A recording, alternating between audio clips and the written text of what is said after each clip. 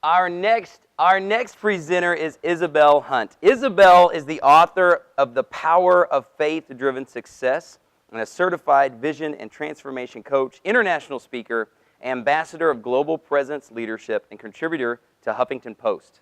On a personal note, her book is great, so you should totally check it out. It's awesome. From a young age, Isabel experienced the world from a bird's eye view, seeing life from a different perspective. Now she uses her gift by combining the knowledge of sociology, psychology, and neuroscience with aspects of emotional intelligence. She travels to conferences and universities to share her inspiring and enlightening message of tuning in to our true selves. And her superpower is reading minds. Ladies and gentlemen, please put your hands together for Miss Isabel Hundt.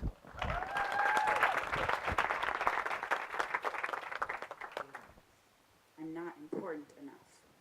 I am too old. I am ugly. I am not important enough. Nobody takes me seriously. I am alone. I am not worth it. Nobody I'm takes too me old. seriously. I'm I am ugly. alone. I am alone. Nobody takes me seriously. I can't count. I am alone. I am not Nobody worth takes it. me seriously.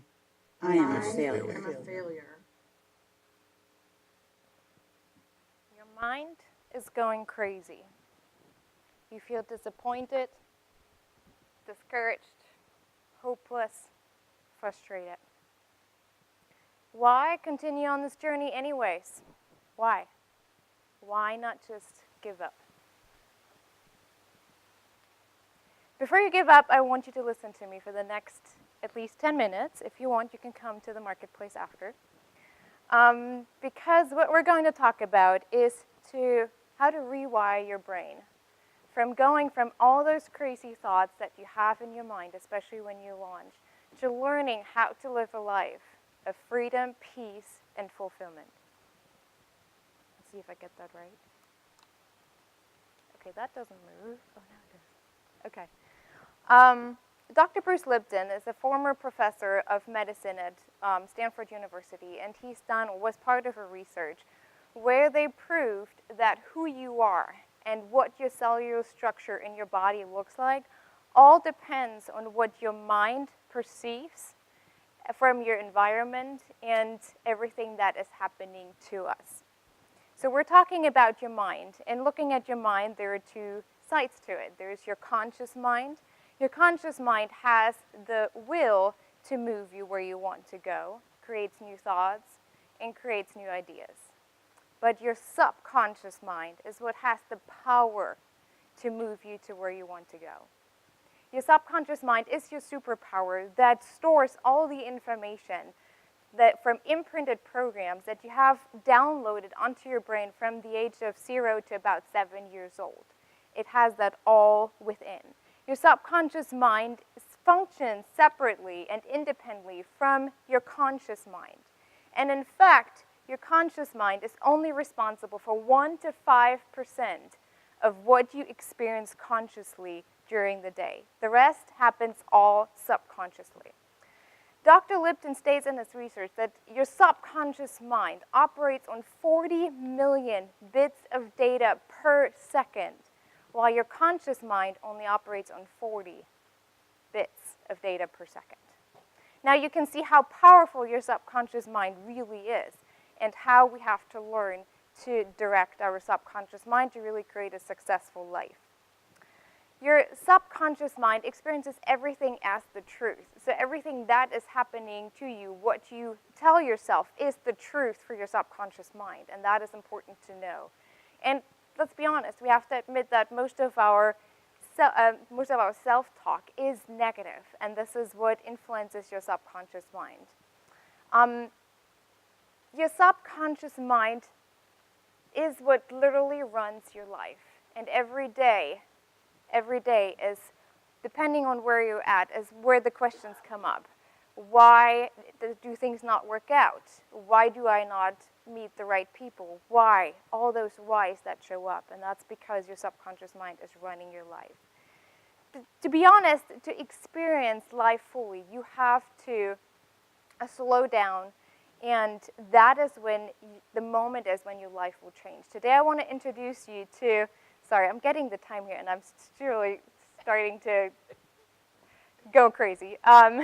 There's 7 rules that I want to introduce to you from Dr. Chet Helmstetter. The first one is mindfulness. Now, we all have heard about mindfulness. And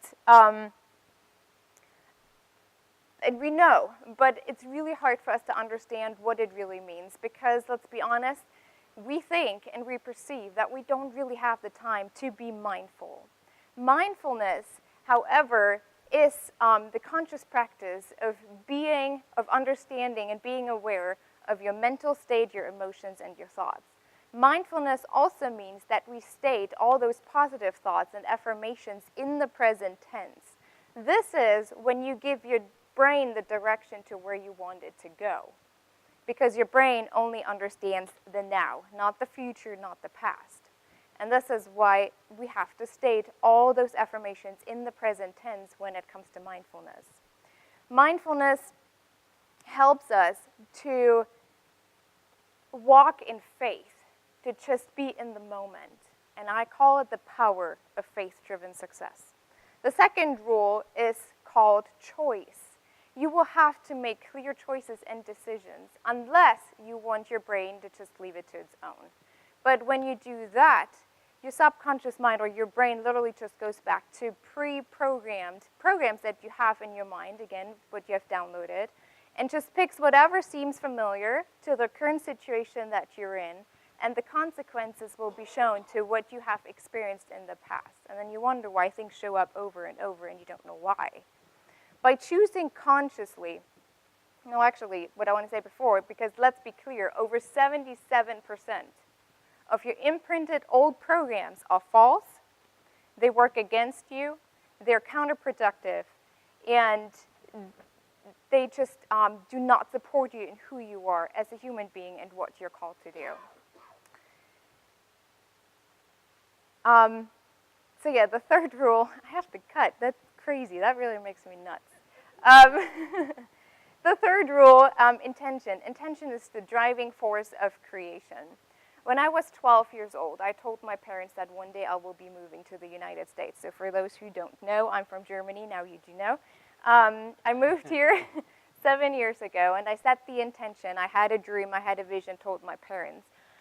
So little did I know that for 14 years, because I set subconsciously that intention, I started to direct my life into the direction to where I wanted to go. I became a minimalist, so one day I could just literally pack everything up and go when time was right. After 14 years, I did exactly that and lived the life that I had dreamed of when I was 12 years old. And that was a physical dream, obviously, I was 12. And so that is setting the intentions for your life. Being intentional, you're grading your path with purpose and not just, let's see what happens, but you actually add a purpose to it. The fourth rule is focus. Your brain is your secret weapon when it comes to creating your success. Your success really depends on neurological wiring. The great thing is you can wire your brain however you choose and focus. Because whatever you focus on is what you create more of. I guess someone does it for me. That's really great. Because I always forget the slides. Each thought creates and is energy, and the only role you have is to direct that energy in service to who you are, as well as your calling and your purpose. And if you're not aware, this just goes wherever you want it or not want it to go. There has been a study, it's called the Pascal-Leonard-Harvard study, where they had 2 groups, and both groups studied a 5-finger piano exercise. And one group physically did the exercise on the piano, the other group just envisioned the exercise. The interesting thing is, after 1 week, both groups showed neural growth as well as similar results. So what that means is that your brain has such huge power, your mind has such huge power to create what you even just envision. It still is a reality for you.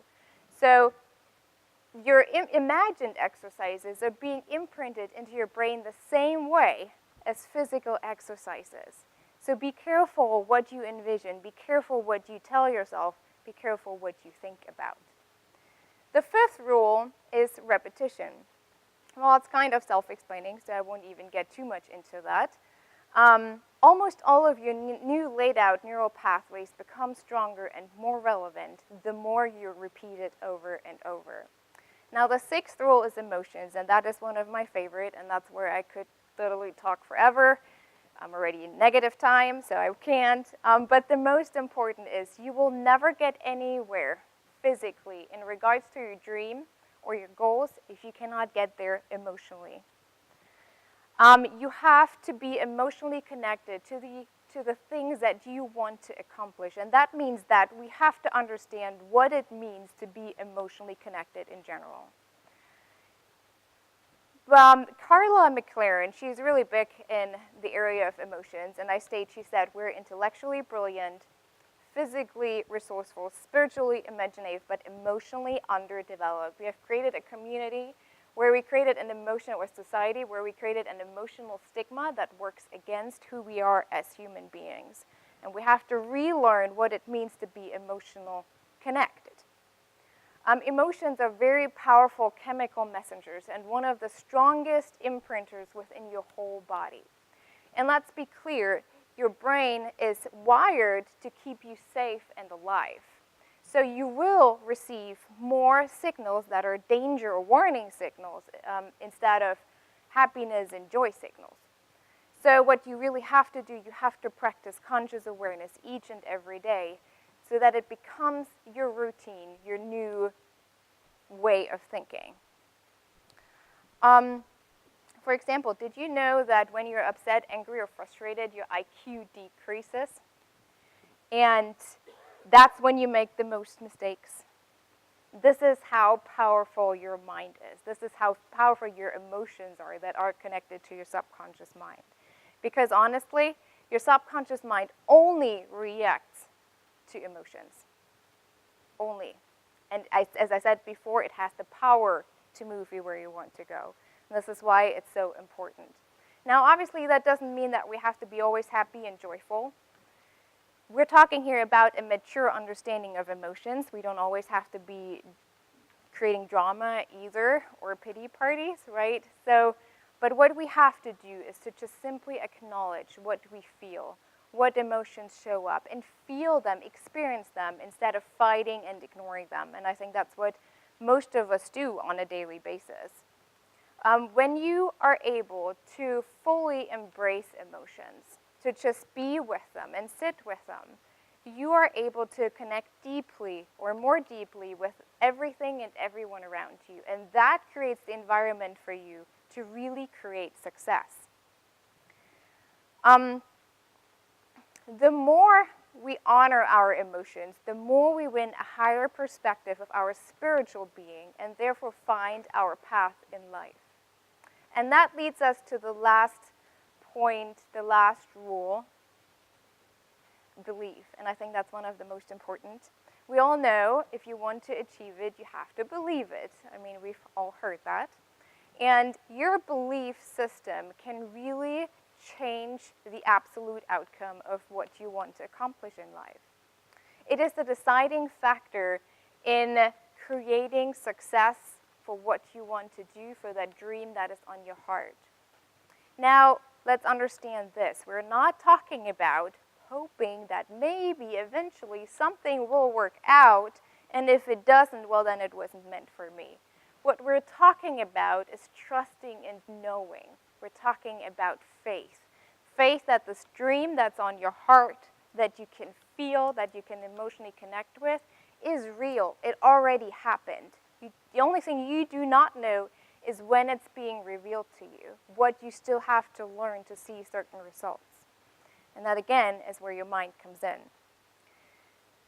When we have faith, we tap into a higher level of awareness, and we connect to that superpower that's within us. And belief aligns all of our energies towards creating a living and the life that we want. And so next time we're thinking about your dream and your goal, I want you to do one exercise. I want you to align your physical energies with your spiritual and your emotional energies by doing this exercise. Shoulders back, chest out, chin up. Arms out with your palms up. It's called the power pose. Most speakers, good thing I'm starting kind of. So most speakers actually do this exercise before they get on stage because it does really physically, and I can explain that more later, physically aligns your physical and your emotional energy, which creates the results that you want. So this is one exercise that you can do. Always remember, you create your own reality by how you choose you want to experience and feel life. You choose. You have the power. Your conscious and your subconscious mind together create what you want to create. The questions are, how conscious are you really? How aware are you? How much responsibility do you want to take for your life? What do you want to see happening? Not what do you not want to see happening. What do you want to see happening in your life? What is it that you really want? Not what do you think what you want. By changing our attitude, we're changing our whole cellular structure in our whole body. This is how important it is to understand what it means, how your mind, your emotions, and everything in your body works together. Even your heart and your brain has a specific function. You can read more about that in my book, by the way. So the last question I actually have for you, do you believe? Do you really, really, really believe deep down in your heart that you're capable, that you can do it, that you have that dream on your heart, that it's there? Most of us don't. We think we do. But do we really believe? Do we really trust? Do we really know? I am successful. I am strong. I am powerful. I can do this. I am motivated. I have all that it takes. I am enough.